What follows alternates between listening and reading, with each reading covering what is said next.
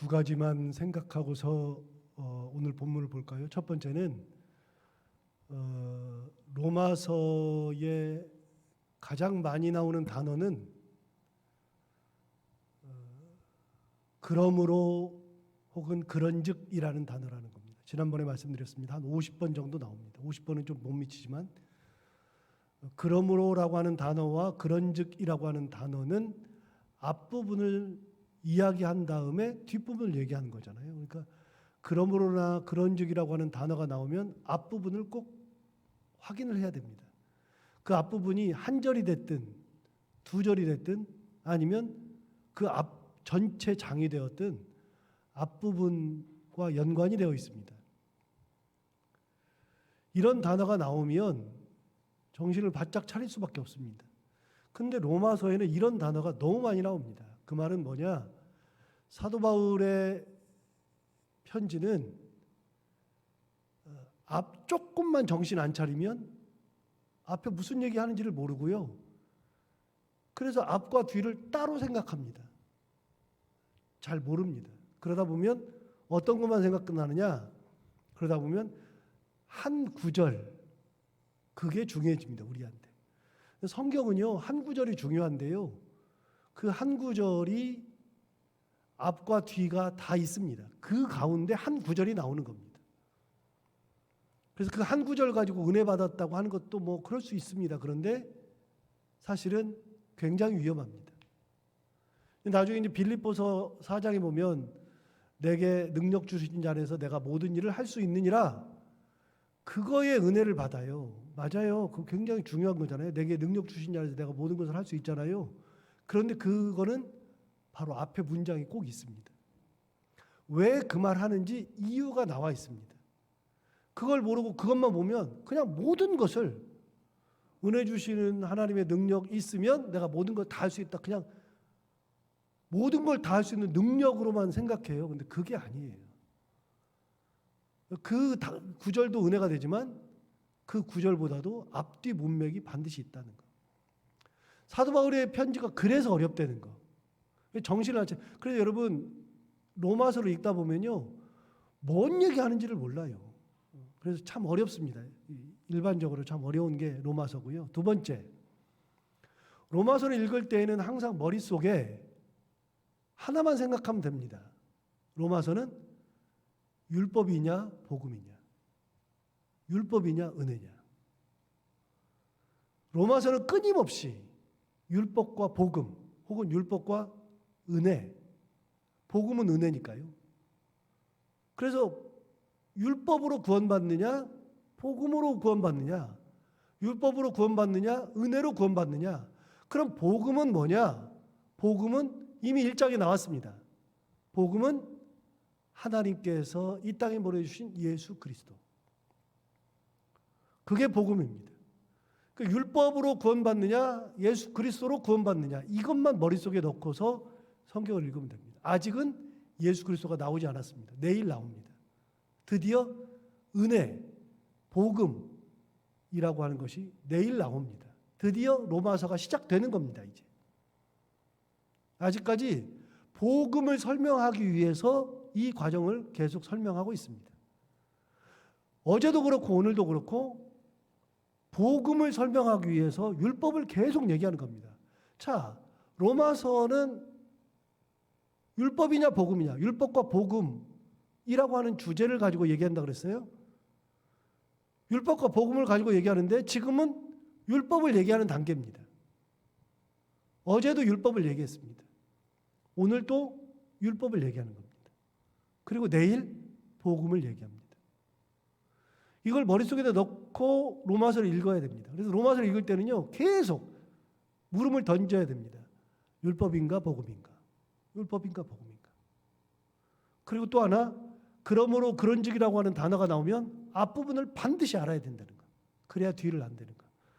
왜 그런 얘기를 하느냐? 3장 1절을 보시면 1절의 시작을 뭐라고 하냐면 그런즉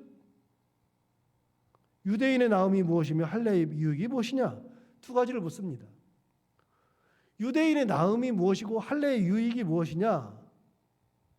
그 얘기를 하려고 하는데 그 얘기를 하는 바탕이 뭐냐? 앞부분에 있어요. 그러니까 그 앞부분을 실컷 얘기한 다음에 그런즉, 그러면 도대체 유대인의 나음이 무엇이고 할례의 유익이 무엇이냐? 그런 얘기예요.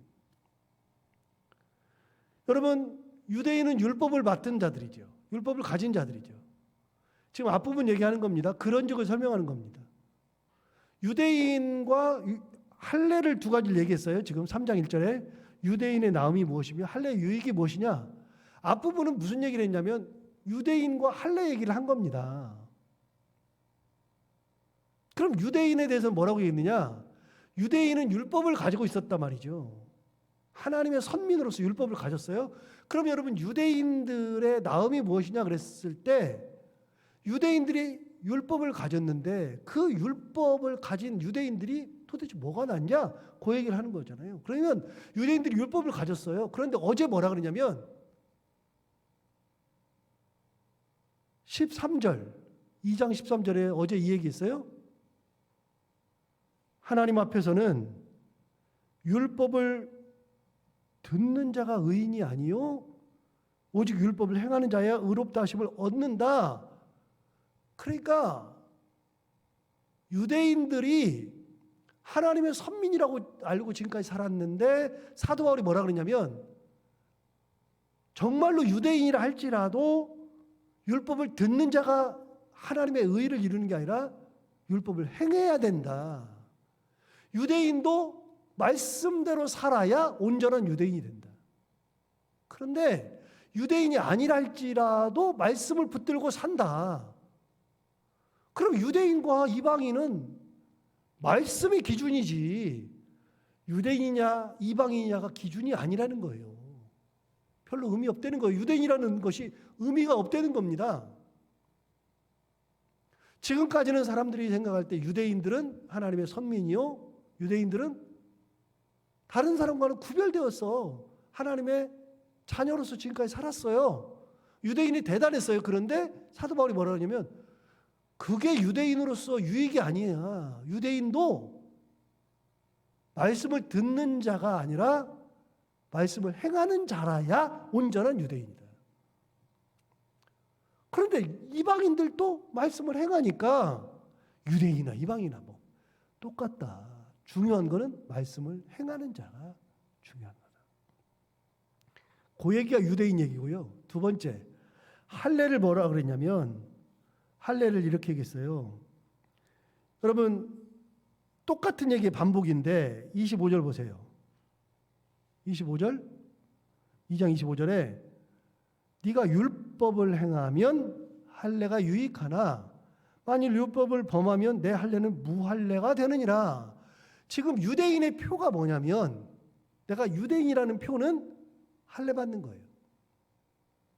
구약시대의 유대인의 표는 할례예요. 할례가 기준이에요. 그런데 사도 바울이 보니까 아까 얘기했어요. 유대인이 율법을 가지고 있는데 율법을 알기만 하면 유대인이 아니에요. 그 의미가 없어요. 그런데 할례도 똑같아요. 유대인이 할례를 받는다 그래서 그게 중요한 게 아니라 율법을 행하면 할례가 유익한데 율법을 행하지 않으면 할례는 무할례와 똑같다. 똑같은 얘기한 거예요. 같은 얘기. 26절도 보세요. 26절. 그런즉 무할례자가 율법의 규례를 지키면 그 무할례를 할례와 같이 여길 것이 아니냐. 그러니까 이스라엘 백성들이 가지고 있는 개념을 다 깨버린 거예요. 할례도 할례 자체가 중요한 게 아니라 할례 받았으면 율법대로 살아야 된다. 근데 할례를 안 받은 사람도 율법대로 살면 할례 받은 사람과 똑같다. 아까랑 똑같죠. 유대인도 말씀을 지키지 않으면 율법을 지키지 않으면 그 의미가 없는데 이방인도 말씀대로 살면 유대인과 똑같아요. 같아요? 할례를 행했는데 율법을 지키지 않으면 무할례자가 되고 무할례자도 율법을 지키면 할례자가 된다. 똑같은 거예요. 두 개가 똑같은 얘기 한 거예요. 중요한 게 뭐냐? 율법을 지키고 살아야 된다. 말씀대로 살아야 한다. 그래서 이렇게 얘기한 거예요. 28절 보세요. 28절. 무릇 표면적 유대인이 유대인이 아니요 표면적 육신의 할례가 아니라, 그러니까 표면적으로 내가 유대인으로 태어났어, 그게 유대인이 아니고, 유대인으로 태어나서 할례를 받았으니까 할례의 민족이 아니라, 표면적인 게 아니라 29절 오직 이면적 유대인이 유대인이며 할례는 마음에 해야 된다. 마음에 한다는 건 뭐예요? 할례를 마음에 한다는 것은 내가 하나님의 말씀대로 사는 자녀로서 살아간다는, 그 말씀을 준행하고 사는 자들이 마음에 할례한 자들이에요. 그래서 어제도 말씀드렸잖아요. 할례는 어디다 하는 거라고요? 이제는 신약시대에는요, 마음에. 구약시대는요, 표피에, 남자의 표피에 한 건데, 신약시대에서 할례는 마음에예요. 똑같은 얘기예요. 어제랑 똑같은 얘기예요. 사도 바울은 할례라 그러면 이가 갈리는 사람이에요. 이가 갈려. 할례 때문에 고난도 엄청 받았고 핍박받았고 결국은 할례 때문에 로마까지 끌려가가지고 재판받는 거예요. 그것 때문에 죽었어요. 사도 바울은 할례라 그러면 이가 갈려요. 그런데 그 사도 바울이 뭐라 그러냐면, 그 할례라고 하는 것이 진짜 중요한데 신약시대의 할례는 마음에 하는 거다. 마음에. 그 얘기까지. 자, 그러니까 사도 바울은 할례가 의미 없다는 거예요. 유대인이 의미가 없다는 거예요. 별로 의미가 없다는 거예요. 자, 그러고서 3장 1절을 보세요. 이제 이해가 되세요, 이제. 그래, 이제 다 의미 없다 그랬잖아요. 유대인도 말씀 지켜야 되고, 뭐, 이방인도 말씀 지키면 되고, 할례도 필요 없고, 마음의 할례를 해야 되지. 그 의미 없다. 말씀대로 살아야 된다. 그랬는데, 3장 1절. 그러면, 내가 그렇게 얘기했으니까, 유대인도 의미 없고, 할례도 의미 없다. 그렇게 얘기했으니까, 그러면, 도대체 유대인이 뭐가 낫고, 할례는 뭐가 유익해? 사람들이 물어볼 거란 말이죠. 자, 거기에 대한 답. 유대인의 나음이 무엇이며 할례 유익이 무엇이냐? 물었어요. 자, 대답해요. 2절. 범사에 많으니 우선은 그들이 하나님의 말씀을 맡았음이니라. 유대인, 할례 받은 유대인들의 나은 점이 뭐냐면 범사에 많다는 거예요. 범사에. 많은데 그 중에 가장 중요한 게 뭐냐면 하나님의 말씀을 맡았다. 그 얘기입니다. 하나님의 말씀을 맡았다. 여러분, 하나님의 말씀을 맡았다라고 하는 것은 그동안 하나님의 말씀, 율법을 받은 사람들, 하나님의 은혜대로 사는 사람들, 하나님의 말씀을 지키려고 했던 사람들이 바로 유대인이란 말이에요. 말씀을 안 지킨 사람들이 문제지, 말씀대로 살지 않은 사람들이 문제지, 그런 사람들이 유대인들을 다 흐려놨지, 실질적으로 유대인들은 말씀대로 살려고 노력한 사람들이 많았고 말씀을 받았다 그 말이죠. 누가 말씀을 지켰어요 지금까지? 누가 말씀을 받았어요? 하나님의 말씀을, 구약 성경을 누가 받았어요? 유대인들이 받았어요. 구약 성경을 누가 지켰어요? 유대인들이 다 지켰어요. 안 지키는 사람들이 문제지. 이 사람들은 도대체 비난받을 수 있는 사람들이 아니에요. 말씀을 맡았어요. 여러분, 하나 예를 들어 볼게요. 여러분, 3대, 4대 신앙, 5대 신앙 가진 분들이 있어요. 나 때 예수 믿은 가정들이 있어요. 제가 대표적으로 저 때 예수 믿은 거 아니에요? 제가 믿고 우리 부모님 전도하고 그래서 강제로 2대가 된 거 아니에요? 거꾸로? 아버님, 우리 아버지 세대, 저 강제로 2대를 제가 만든 거죠. 제가 믿어가지고. 제 아들 때까지 왔으니까 3대가 되는 거잖아요. 제가 1대라고 해요, 사실은. 그런데 여러분, 3대, 4대, 5대 신앙 가족들 있잖아요. 그런데 여러분, 예수 믿는 건 똑같다니까요. 뭐가 달라요? 뭐가 유익하죠? 3, 4, 5대가 뭐가 대단해요? 의미 없잖아요. 뭐가 유익하죠? 유익하다니까요. 뭐가 유익하냐면 3, 4, 5대의 신앙을 절대로 무시할 수가 없어요. 신앙의 뿌리를 무시할 수 없어요. 그렇게 말씀을 지키고 살아왔던, 기도하던 가정이에요. 그거를 제가 뼈저리게 느낀다니까요. 동일한 목사라 그래도 목사 똑같잖아요. 저도 목사잖아요. 1대지만 저도 목사잖아요. 근데 3, 4, 5대 이어져 나온 그런 목회자 가정들이 있어요. 그런 가정들은 도저히 제가 범접을 못해요. 제가 예를 몇 번 들었는데 제 친구 중에 뭘 목회하는 친구들 보면은요, 제가 아무리 봐도 제가 다 나아요. 전부 다 나아요, 제가. 사실 지적인 것도 제가 훌륭하고요. 설교하는 것도 제가 비교 안 되게 더 잘하는 것 같고요. 하나님을 바라보는 것도 제가 저 열심히 하는 것 같고요. 외적인 거 제가 훨씬 더 훌륭해요. 그런데 그 친구들을 절대로 못 따라가는 게 있어요. 그게 뭐냐면 부모 때부터 이어온 기도로 쌓은 그 공을 이길 수가 없어요. 하나님의 은혜가 3대, 4대까지 이루어지는 5대, 6대까지 이루어지는 그 사람들 제가 이길 수가 없어요. 저는요, 지금도 항상 무슨 생각하냐면 어떤 일이 있으면 저는 저 혼자 개척해야 돼요. 항상. 그래서 지금까지 살아오면서 하나님이 저를 목사 만들기 위해서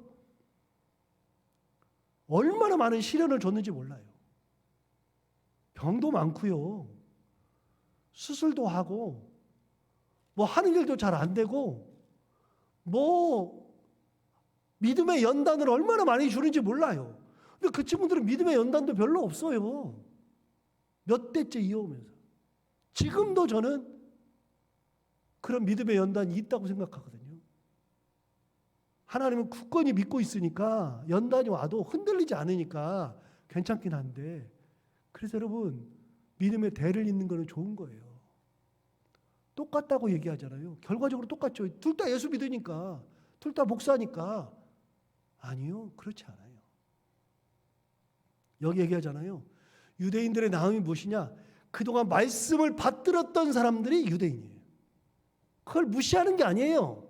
사도 바울은 그걸 무시하는 게 아니라 궁극적으로 하고 싶은 건 뭐냐? 그런데 말씀을 받들고 말씀을 맡았고 이어받았고 다 좋은데 그걸 무시하는 게 아니라 진짜 중요한 거, 말씀대로 살아야 한다. 변하지 않는 거, 대를 이어서 변하지 않는 거는 말씀대로 살아야 된다. 그거는 불변이에요. 2절 다시 봐요. 범사에 많으니 우선은 그들이 하나님의 말씀을 맡았음이니라. 누구도 안 돼요, 그게. 자, 3절 봐요. 어떤 자들이 믿지 아니하였으면 어찌하리요? 그 믿지 아니함이 하나님의 미쁘심을 패하겠느냐. 이거는 읽어도 진짜 해석이 안 돼요. 다시 한번 말씀드려요. 여러분, 읽다가 해석이 안 되면 인터넷이 발달돼 있잖아요. 요즘은 성경을 살 필요도 없어요. 저는요, 옛날에 이게 이해가 안 되면 주석을 찾아봤잖아요. 그러니까 목사들이 주석값이 엄청 들었어요. 주석을 사서 다 봤어요. 저도 주석이 많았는데 한 10여 년 전에 주석을 싹 다 버렸어요. 이제 저한테는 주석이 하나도 없어요. 주석이 없는데 진짜 중요한 게 하나 남았어요. 뭐가 남았냐면 옛날에 제가 이해가 안 되면 주석도 봤지만 다른 성경들을 봤어요. 성경들을. 그래서 천주교에서 나온 공동번역 성서 똑같은 거니까 번역했으니까. 그 다음에 표준세 번역, 그 다음에 현대인의 성서, 그리고 이제 영어 성경으로 NIV, RSV 제가 다 가지고 있었어요. 그거를 비교하면서 다 봤어요. 그리고 단어가 나오면 단어를 몰랐어요. 제가 아까 그러므로 그런즉이 50번 나온다 그랬잖아요. 그걸 어떻게 찾았냐면 옛날에 렉시콘 혹은 콘코단스 그래가지고 영어로 된 이렇게 두꺼운 사전들이 있어요. 2개 사전. 렉시콘은 구약사전이고 콘코단스는 신약사전인데 그런데 단어가 나오면요. 그 단어를 가봐요. 그러므로를 찾아보면 그러므로를 로마서에서 몇 번 썼는지를 다 설명해 줘요. 몇 번 썼는지, 몇 장 몇 절에 나오는지, 그리고 그거는 무슨 의미로 써 있는지 다 설명해 줬어요. 그래가지고 그걸 영어를 못하면 렉시콘이나 콘코단스를 이해를 못하니까 영어로 돼 있는 거 그거 한글로 번역한다고 막 그랬었어요. 그것도 저는 다 없앴어요. 제가 가지고 있었는데 다 없앴어요. 왜요? 인터넷 보면은요, 그러므로를 딱 치면 로마서에서 그러므로를 치면 몇 번 나오는지 다 나와요, 이제는. 성경을 이해하기 진짜 좋은 때예요.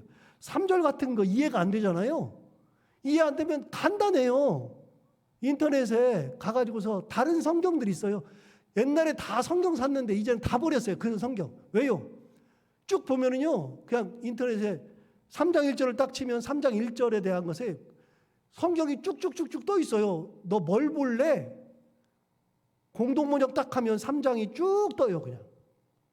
그럼 우리 성경 펴놓고 공동번역 펴놓고 딱 보면 답이 나와요. 표준세번역도 나오고 뭐도 나오고, 저는 이제 영어를 하니까 NIV나 RSV나 킹제임스 버전이나 이런 것들을 비교하면서 계속 보거든요. 그런데 3절은 아무리 봐도 여러분 이해가 안 될 겁니다. 저도 이해가 안 돼요. 다시 한번 읽어볼까요? 율법 얘기를 하다가 갑자기 3절. 어떤 자들이 믿지 아니하였으면 어찌하리요? 그 믿지 아니함이 하나님의 미쁘심을 패하겠느냐? 이런 얘기인데, 제가 그래서 3절을 공동번역 성서를 가지고서 적어왔어요. 이렇게 돼 있어요. 자, 유대인들이 낫다 그랬잖아요. 말씀을 받았다 그랬잖아요. 자, 그런데 이렇게 얘기했어요. 3절에 그런데 하나님의 말씀을 맡았던 그 유대인들 중에 몇몇 사람들이 믿지 않는다고 해서 다 믿었는데 몇몇 사람들이 말씀대로 살지 않고 믿지 않는다고 해서 하나님께서 그들을 버리겠냐 그 말이에요. 이해가 안 되는 구절인데 이거 다른 성경을 좀 찾아보면 이해가 빡 돼요. 여러분, 유대인들이 말씀을 받았고 하나님의 말씀대로 살았는데 몇몇 사람들이 그대로 안 살았어요. 특히 종교 지도자들이 안 살았고요. 높은 고위직들이 그대로 안 살았어요. 그러면 그들이 말씀대로 안 살았으니까 하나님께서 그들을 다 버려요? 너희들 안 살았으니까 유대인들 다 버려요? 누구만 버리느냐? 하나님께서 말씀대로 살지 않은 유대인들만 버리는 거예요. 말씀대로 살지 않은. 하나님은 절대로 다 버리지 않아요. 신앙을 가지고 있는데 끝까지 말씀대로 사는 사람들은 버리지 않으세요. 붙들고 계셔요. 유대인들은 두 가지가 있어요. 말씀을 받았으니까 하나님의 선민으로서 하나님의 은혜 가운데 살았던 민족이고, 그런데 그런 사람들이 말씀대로 살아가면 하나님께서 그런 사람들을 더 붙들어 주신다. 이방인들은 말씀이 없었으니까 이제 말씀을 막 듣고 말씀대로 사니까 하나님이 그 사람들은 당연히 붙드는 거고, 유대인들은 더 붙들어 주신다. 그 말이에요. 5절 볼까요? 5절. 그러나 우리 불의가 하나님의 의를 드러나게 하면 무슨 말 하리요? 내가 사람의 말하는 대로 말하노니 진노를 내리시는 하나님이 불의하시냐? 이것도 사실 이해가 잘 안 돼요. 안 되는데 참, 그래서 번역이 너무 깝깝해요. 번역이. 우리가 잘못해가지고서 불의를 하면, 여러분 보세요. 내가 잘못했어요. 불의를 했어요.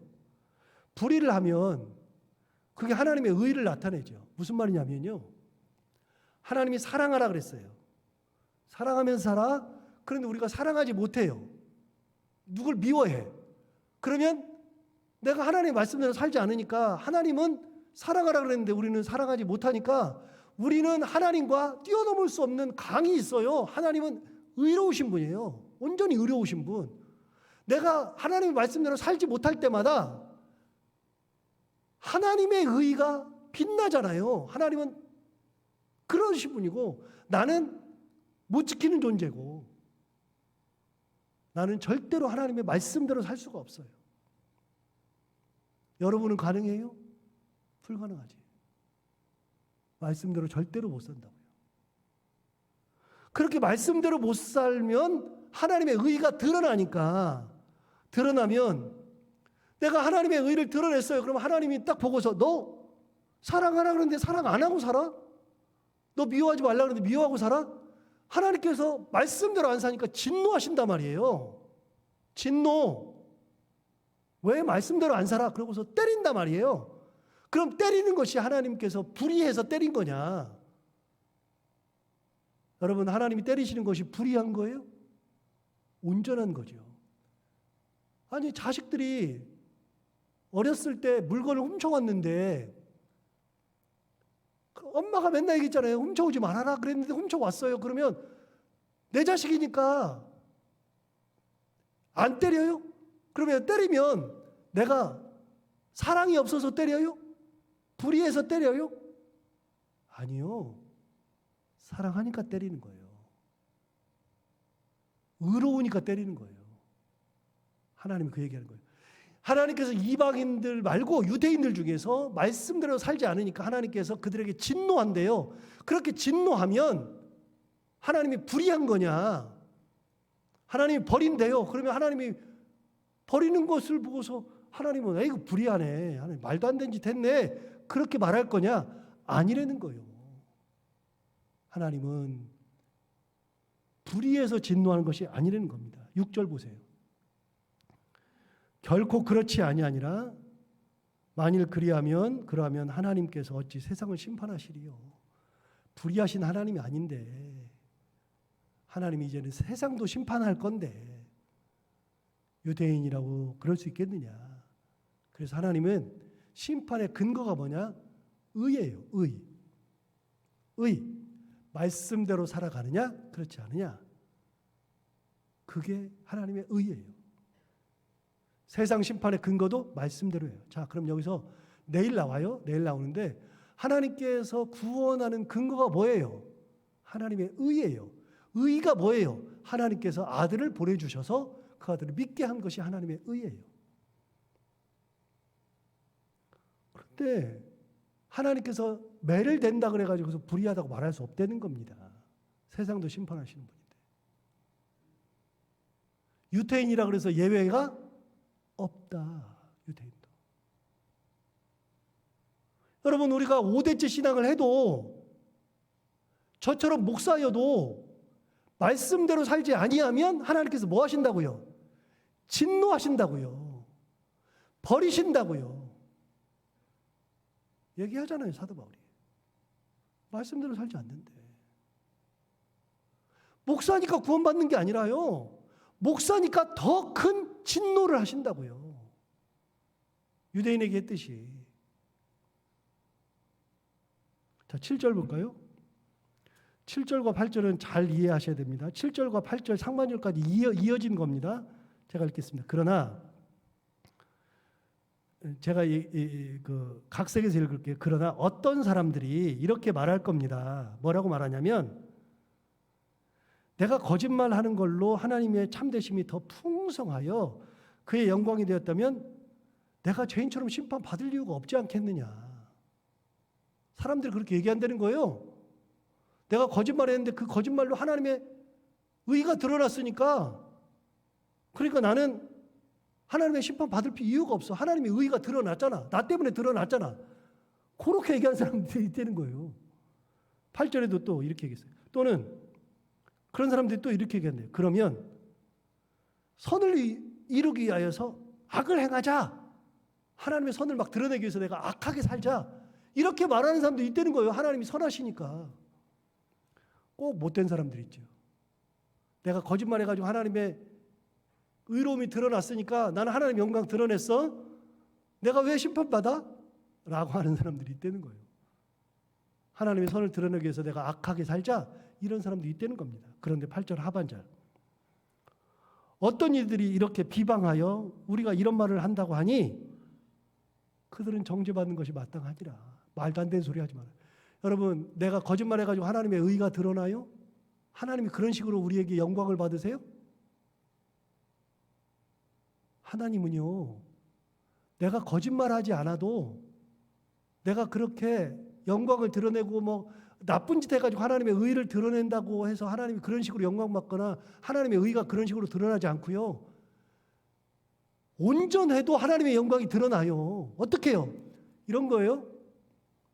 여러분, 우리 교회, 우리 성도들이 내가 가지고 있는 것들이 참 많은데 예를 들어서 제가 만약에 1억을 벌었어요. 1억을 벌었는데 그걸 가지고 가만히 보니까 내 주위에 너무 힘든 분들이 많아서 그냥 1억은 나는 없어도 아무 상관없으니까 1,000만 원씩을 10명한테 막 도와줬어요.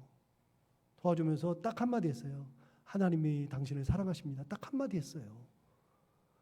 그 사람들이 그걸 받고서 하나님께서 나누라 하셨고 사랑하라 하셨으므로 내가 그렇게 나눴어요. 1,000,000원씩 나눴어요. 나눴더니 그 사람들이 뭐라 그래요? 아, 예수 믿더니 하나님 말씀대로 살더니 저렇게 사는구나. 저게 예수 믿는 거구나. 하나님의 영광은요, 하나님의 말씀대로 살면 영광이 드러나는 거예요. 이 사람들은 거꾸로 얘기하는 거예요. 나는 그럼 죄 지어버리지 뭐. 죄 지어버리지. 그렇게 영광을 드러내면 안 된다는 거예요. 하나님은 그러면 심판하신다는 거예요. 자, 다시 한 말씀드리지만 여러분, 이게 로마서예요. 읽어도 이해가 잘 안 되고 설교를 들어도 이해가 안 되는 거. 이게 사도 바울. 그러니까 우리가 로마서에 관심이 많잖아요. 뭐 그런데 사실은요, 너무 어려워요. 그런데 따라가 보면 아, 이런 말을 하는 겁니다. 사도 바울은 무슨 얘기하는 거냐? 정말로 중요한 것은 하나님의 의의를 드러낼 때 말씀대로 살아가면 버려질 일이 없다. 하나님의 의의는 불의로 의의를 드러내는 게 아니라 말씀대로 살아갈 때 하나님의 의의가 드러난다. 하나님의 영광은 말씀대로 살아갈 때 영광이 드러나는 것이지, 거꾸로 해가지고 내가 뭐 나쁜 짓 해가지고 하나님의 영광이 드러났네 말하면 안 된다. 유태인들이 그렇게 말하는 사람들이 있다는 거예요. 우리가 예수 믿으면서 몇 대를 이어가는지 몰라도 대를 이어가면서 말씀대로 살아가고 하나님의 말씀대로 살아서 영광을 드러내며 은혜 가운데 살아가는 저희들 모두가 다 되기를 바랍니다. 기도하겠습니다. 하나님 아버지 감사합니다. 그래서 예수 믿는 사람들은 수단 방법을 가리지 않는 것이 아니라 수단과 방법을 가려야만 합니다. 좋은 수단, 좋은 방법으로 비록 내가 손해가 되는 일이 있어도, 내가 좀 힘든 일이 있어도 하나님을 믿는 그 믿음으로, 예수 그리스도를 사랑하는 그 사랑으로 온전한 가운데 영광을 돌려야만 합니다. 하나님 아버지, 우리 교회가, 우리 가정이, 그리고 우리 자신이 하나님의 영광을 온전히 드러내는 그런 교회와 가정과 믿음의 삶을 살아가는 저희들이 다 되게 하여 주옵소서. 말씀대로 살아가는 저희들이 되게 하여 주옵소서. 교회만 다니는 사람들이 아니라 정말 하나님의 말씀대로 살아가고 은혜대로 살아가고 하나님의 크신 권능대로 살아가는 저희들 모두가 다 되게 하여 주옵소서. 하나님 아버지, 오늘도 하루를 살아갈 때 이 말씀을 기억하며 살게 하여 주옵시고 해야 되는 것들을 기쁨으로 잘 감당하고 만나는 분들과 함께 웃고 행복한 하루를 보내게 하여 주옵소서. 예수님 이름으로 기도하옵나이다.